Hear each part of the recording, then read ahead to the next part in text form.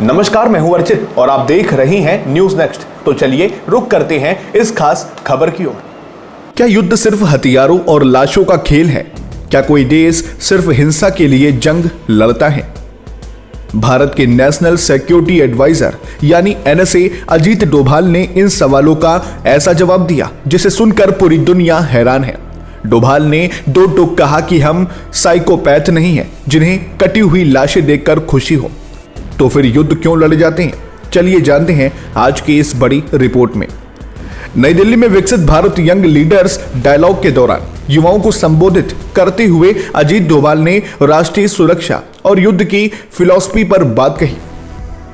उन्होंने कहा कि अक्सर लोग समझते हैं कि युद्ध का मतलब सिर्फ दुश्मन को मारना है, लेकिन असलियत इससे कोसों दूर है। डोभाल के मुताबिक युद्ध किसी देश की इच्छा शक्ति यानी नेशनल विल पावर के लिए लड़े जाते हैं। उनका कहना था कि हिंसा लक्ष्य नहीं बल्कि लक्ष्य है दुश्मन के हौसले को तोड़ना, ताकि वो हमारी शर्तों पर झुकने को तैयार हो जाए। हमें लाशों या कटे हुए अंगों को देखकर कोई खुशी नहीं मिलती। युद्ध तब होता है जब एक देश दूसरे की इच्छा शक्ति को तोड़ना चाहता है। उन्होंने दुनिया में चल रहे मौजूदा संघर्षों का उदाहरण देते हुए कहा कि ताकतवर वो नहीं जिसके पास सिर्फ हथियार है, बल्कि ताकतवर वो है जिसका मनोबल अटूट है। अगर आपका मनोबल टूट गया तो दुनिया के सबसे बेहतरीन हथियार भी कचरा बन जाते हैं।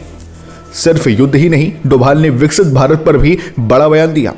उन्होंने कहा कि प्रधानमंत्री मोदी ने देश को जिस रफ्तार से सेट कर दिया, अब भारत ऑटो पायलट मोड पर भी विकसित राष्ट्र बन जाएगा। लेकिन असली सवाल यह है कि उस विकसित भारत को लीड कौन करेगा। उन्होंने देश के युवाओं से अपील की कि वे अपने डिसीजन मेकिंग एबिलिटी यानी फैसले लेने की क्षमता को मजबूत करें, क्योंकि एक लीडर वही है जो सही समय पर सही फैसला ले सके। एनएसए डोभाल का यह बयान साफ संदेश है कि भारत शांति प्रिय देश है, लेकिन अपनी सुरक्षा और राष्ट्रीय हितों के लिए हमारी इच्छा शक्ति फौलाद जैसी है। आपको अजीत डोभाल की ये बात कैसी लगी? क्या आप उनके इस नजरिए से सहमत हैं? कमेंट बॉक्स में अपनी राय साझा करें।